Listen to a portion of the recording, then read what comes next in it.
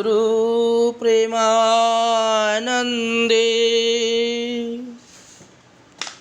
নিতাই গৌর সীতানাথ। হরি হরি বল। গুরুবে গৌরচন্দ্রায়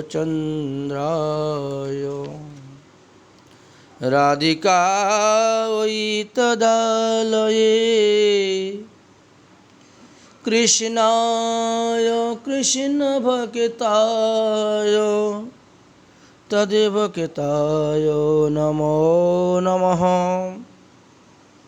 সুধী ভক্তবৃন্দগণ, শ্রী শ্রীল নরোত্তম দাস ঠাকুর মহাশয়ের কর্তৃক বিরচিত শ্রী শ্রী প্রার্থনা দ্বিতীয় সংখ্যক প্রার্থনাতে আমরা উপস্থিত হয়েছি। দৈন্য বোধিকায় তিনি যে প্রার্থনা করেছিলেন, হরি হরি কি মোর করম গতি মন্দ, ব্রজে রাধা কৃষ্ণ পদ, না ভোজিনো তিলয়াধ, না ভোজিনো রাগের সম্বন্ধ, না ভোজিনো রাগের সম্বন্ধ। স্বরূপ সনাতন রূপ রঘুনাথ ভট্ট যুগ, ভূগর্ভ শ্রী জীবলোকনাথ, ইহা সবার পাদ পদ্ম, নাশে বিনু তিলয়াধ, আর কিসে পুরিবে কোষাদ, আর কিসে পুরিবে কোষাদ। কৃষ্ণ দাস কবিরাজ রসিক ভকত মাজ, জিহু কইল চৈতন্য চরিত,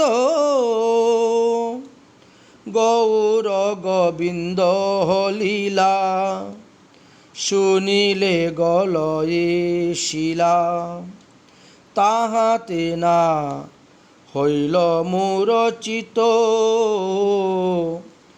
তাহাতে না হইল মূরচিত। সেসব ভকত সঙ্গ, যে করিল তার সঙ্গ, তার সঙ্গে কেনে নইল বাস, তার সঙ্গে কেনে নইল বাস। কি মোর দুঃখের কথা জনম গাইনো বৃথা, কি মোর দুঃখের কথা জনম গাইনো বৃথা।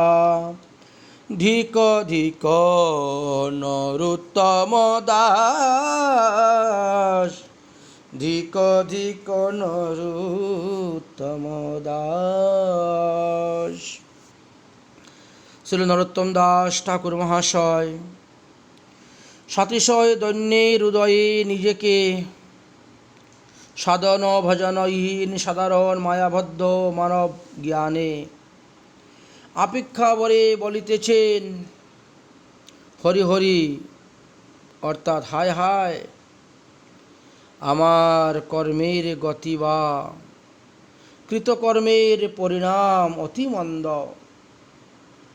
যে কর্মপাশে বন্ধ হইয়া ব্রজে রাধাকৃষ্ণের চরণ তিলার্ধ ভসতে পারলাম না, রাগের সম্বন্ধে আমি কিছুই বুঝতে পারলাম না, রাধাকৃষ্ণের ভজন তাহলে আমার কীরূপে হইবে?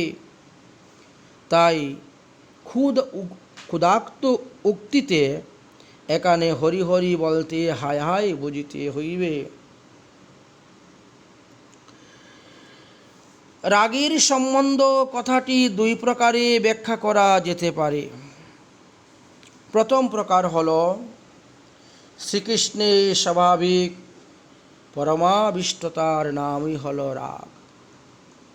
তাহার সম্বন্ধ বা সংযোগ অর্থাৎ শ্রী রাধারানী এবং ললিতাদি সখীগণ বা অন্যান্য ব্রজদেবীগণের রাগবশত যেভাবে শ্রীকৃষ্ণের সংহিত সম্বন্ধ বা সংযুক্ত লাভ ঘটেন, ইহা অবগত হইয়া এই রাগের সম্বন্ধ বোঝায়। শশকী শ্রী রাধারানী বা রাধা মাধবীর সহিত পরম বিশুদ্ধ বা মহা অনুরাগময় মিলন মাধুরী অনুভব না হইলে শ্রী রাধাকৃষ্ণের ভজন কখনই সম্ভবপর নহে। সিংহার রস বা সুচির রসের উপাসনা, যাহা হইতে পরম পবিত্র বস্তু চিৎ জগতে আর কিছুই নাই। অন্তর কতখানি পবিত্র হইলে পর তবেই সুচির রসের উপাসনার যোগ্য হইবে। শ্রীল প্রেমানন্দ ঠাকুর বলিয়াছিলেন, কহিছ গোপীর ধর্ম, কি বুঝিছ তার মর্ম? স্বভাব ছাড়িতে নারতিলে, প্রাকৃতি বা জড়ীয় স্ত্রী পুরুষ প্রকৃতি স্বভাব ত্যাগ করিয়া গোপীভাবে ভাবনায় অন্তঃকরণ বা আত্মেন্দ্রিয় সুখবাসনা শূন্য গোপীভাব আয়তন করিতে না পারিলে কখনোই যুগল উপাসনার সম্ভবপর নহেন।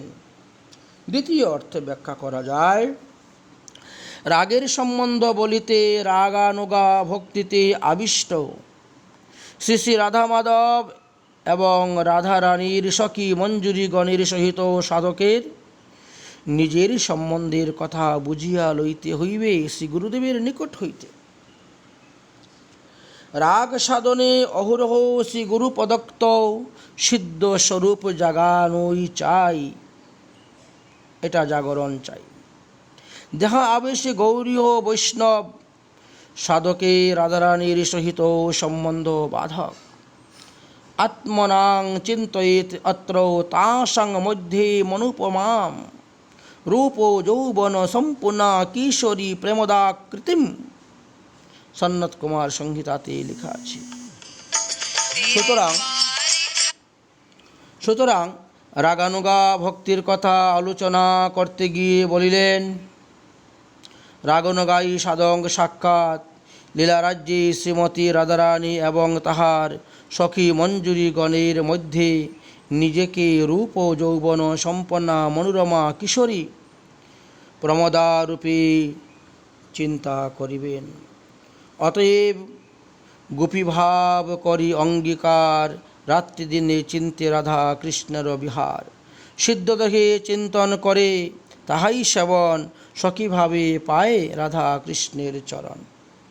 অতএব যাহাতে রাগ সম্বন্ধ বোঝা যায় তাহার উপায় নিরূপণের দৈন্য ভরে বলিলেন, স্বরূপ সনাতন রূপ রঘুনাথ ভট্টযুগ ভূগর্ভ শ্রীজীব লোকনাথ, ইহারা সভার পাদপদ্ম না সেবিন তিল আধ, আর কিসে পুরাইবে সাধ।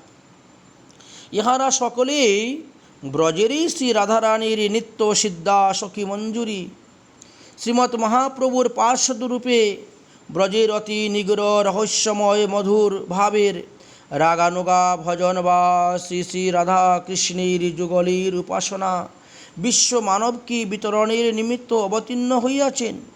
সুতরাং ইহাদের পদপদ্ম সেবন ব্যতীত যুগল উপাসনার রহস্য বুঝিবার কাহারও সামর্থ্য নাই। ইহারা নিত্যসিদ্ধ পার্ষদ হইয়াও স্বয়ং অতি ব্যাকুলতাময়ভাবে চরম অতি উৎকণ্ঠার সহিত রাগভক্তি সাধন করিয়াছেন এবং গ্রন্থেতেও তারা প্রচার করিয়াছেন এই রাগভক্তির রহস্যগুলা। শ্রীমৎ মহাপ্রভুর যুগে মানুষকে শিক্ষা দিয়েছেন কিভাবে রাগ ভক্তিতে প্রবেশ করতে হয়।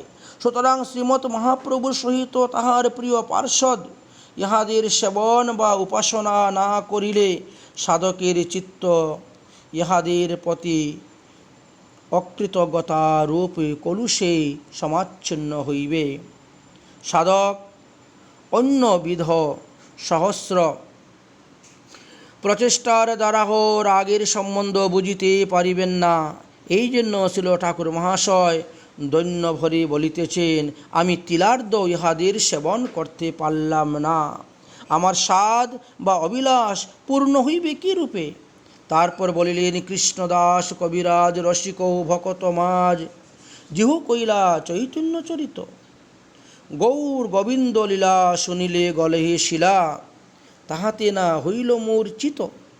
মহাপ্রভুর অব্যবহিত এই পরবর্তীকালে রসিক ভক্তগণের মধ্যে অন্যতম ছিল কৃষ্ণদাস কবিরাজ গোস্বামীপাদ। আবির্ভূত হইয়া শ্রী গৌর গোবিন্দর লীলা কথা প্রচার করেছেন।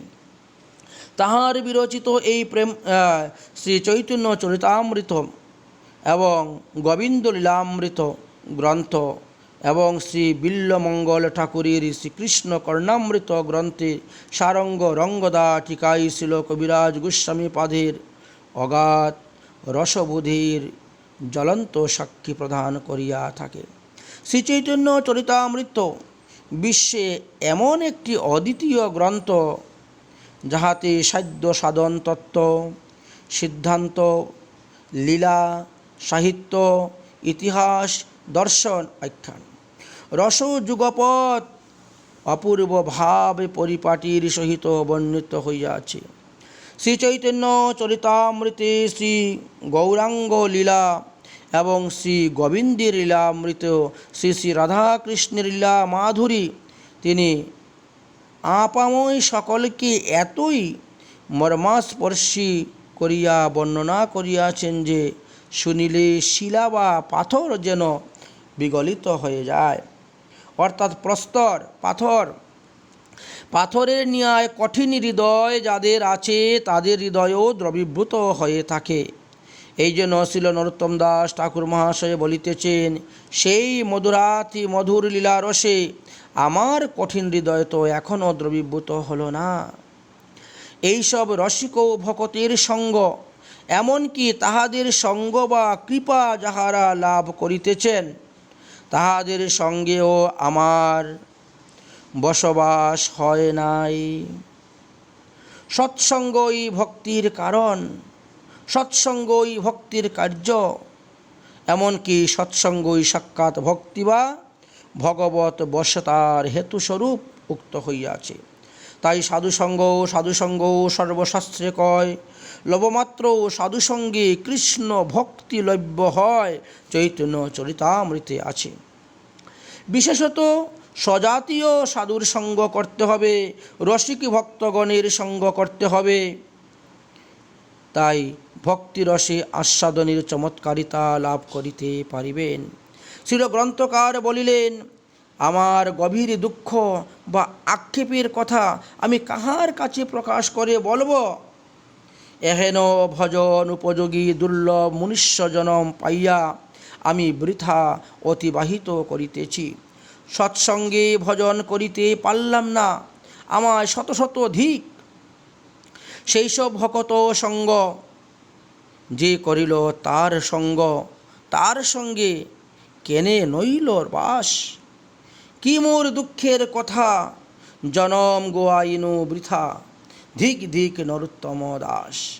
প্রেমের মূরতি শিল ঠাকুর মহাশয় এই সকল আর্থিময় বাণী প্রমুগ্ধ দৈন্য হইয়া প্রকাশিত হইয়াছে বলি জানিবেন। তারপরে আমরা 3 নং প্রার্থনাতে প্রবেশ করব। এখনকার মতন এই প্রার্থনার সুধাকণিকা ব্যাখ্যা এখানেই বিশ্রাম।